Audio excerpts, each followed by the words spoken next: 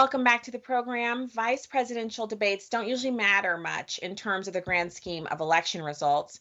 However, the debate between Governor Walz and Senator Vance may hold more weight than has previously been expected. There's no question, certainly, about who came out ahead. Vance was disciplined, returning again and again to his charge that Vice President Harris is an incumbent and that she alone is responsible for high inflation and record illegal immigration. On that note, the Washington Examiner is reporting two reasons why this debate may have some significant effect. One is that it may damage the morale of Democratic voters, since the issues voters consider most important, inflation and immigration, favor Republicans. The second possible upshot of the vice presidential debate was the elevation of the censorship matter, big technology companies silencing their fellow citizens, as Vance said near the close of the debate. I think it's so good that he centered on that because most Americans are not seeing reports of Walz's comments about how he doesn't believe in the First Amendment and how it doesn't apply to misinformation or speech that he doesn't like. These are important points that Americans need to be made aware of before the election. That being said, the debate earlier this week came on the heels of a month-long media assault against Vance, contrasted with a friendly sales pitch of Governor Walz. The Media Research Center assembled the most egregious examples of leftist journalists and celebrities eviscerating Vance while whipping up excitement for Walz since the two VP candidates were nominated. Joining me now to discuss these examples is Associate Editor of MRC Newsbusters, Nicholas Fondacaro. Nicholas, welcome back. Thanks for having me back. So tell us, you guys always have the best examples. You always bring the receipts. What do you have here? Yeah, so basically we have a lot of them calling Walz folksy, down to earth, like the guy in the flannel shirt. Meanwhile, you have them calling Vance like crazy, deranged. He's the really weird person, and like they'll tout Walz for calling Republicans weird and creating this like little narrative, even though their positions on a lot of issues can be described as very weird indeed, and definitely outside the mainstream. Yeah, I think what they did was they built up this huge well of expectation for Governor Walz. And admittedly, he is, he's got military background. He's been a governor for, I think, 4 years. He's also got experience in Congress. So the expectation was that he would come in and he would calmly and succinctly wipe the floor with this weirdo. That's what they've basically tarred and feathered Senator Vance as. And a lot of Americans have never been on YouTube and done a search of Senator Vance speaking from the well of the Senate. He's actually a brilliant public speaker. He's very intelligent, very clear. He delineates his thoughts well. And he's not an angry person. So I think they set themselves up for failure by painting him as such an evil individual, weird, and then painting Walz as this wonderful, folksy, nice guy. And it was the opposite.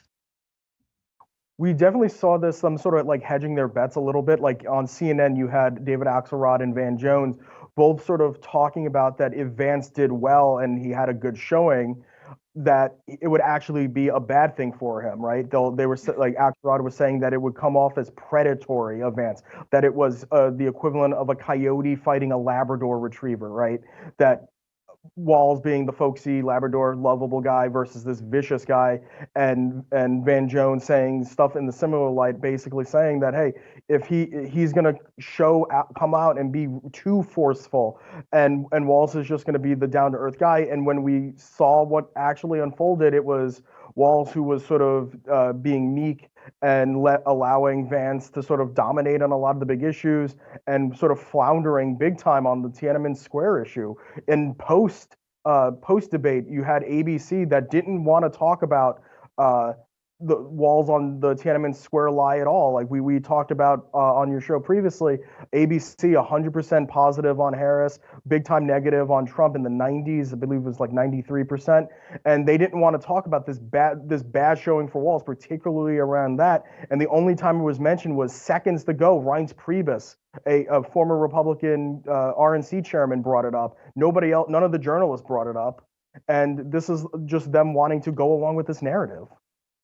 Yeah, but it didn't work because the Frank Luntz was on Fox News talking about his he had like a focus group, and it was almost 100% positive for Vance. And people even said in his focus group that they were surprised because they were expecting him to be halting. I mean, weird covers a lot. Like, weird is a label. When you put that one out there, it could mean you just weird because you like quirky things, or it could be that you're weird in a frightening and almost deleterious way, something that you can't get away from. You just notice it and you think to yourself, what an awfully weird person.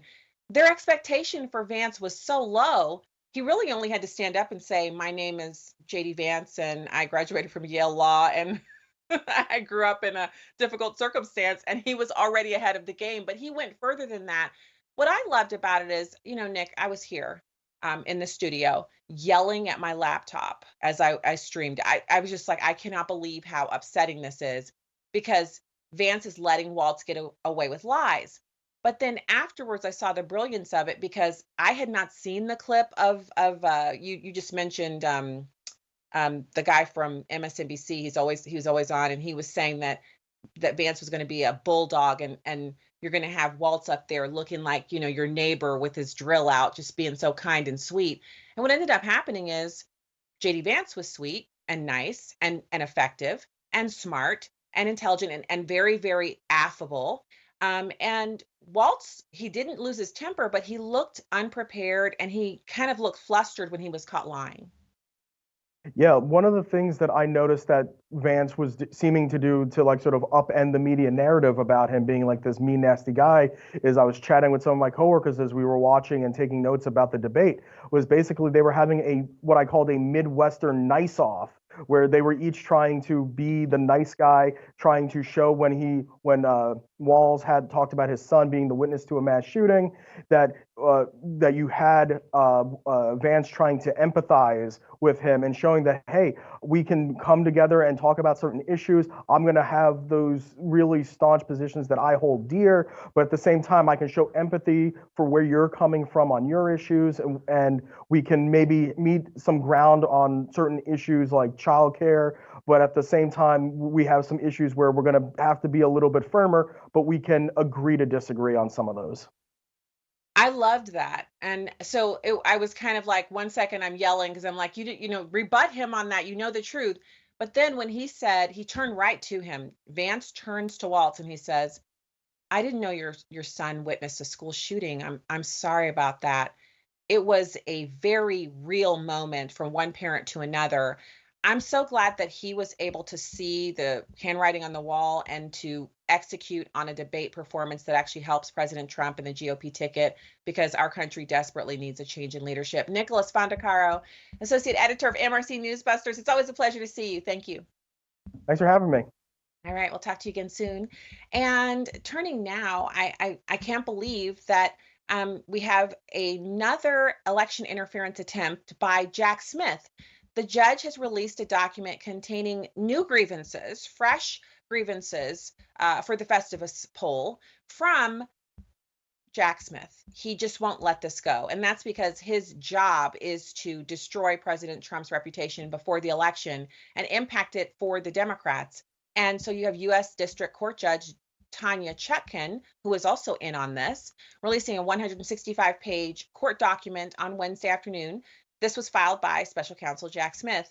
In it, Smith actually claims that former President Trump committed a number of crimes as a candidate on January 6th of 2021. He was attempting to stay in power after the 2020 presidential election. The new language and framing is an effort by federal prosecutors to get around the Supreme Court's presidential immunity ruling in June. I don't see it working, but it does give a little bit of an October surprise and gives leftists something to read and point to as a reason not to vote for the Trump-Vance ticket. I think what is working against them is the fact that Hurricane Helene is being poorly responded to. Money that should be allocated for Americans has been sent abroad. Migrants are committing crimes. They're now looting homes that have been damaged in these storms. And we don't know the final death toll. Add that to the fact that the Strategic Petroleum Reserve is empty, and so much of what we know to be normal in American life has been upended by the Biden-Harris administration. Jack Smith will not be successful in this. Up next in our Now News Roundup, podcaster Joe Rogan responds to the anti-free speech leanings of the Harris-Waltz campaign, and criminal migrants aren't being detained. Stay with us.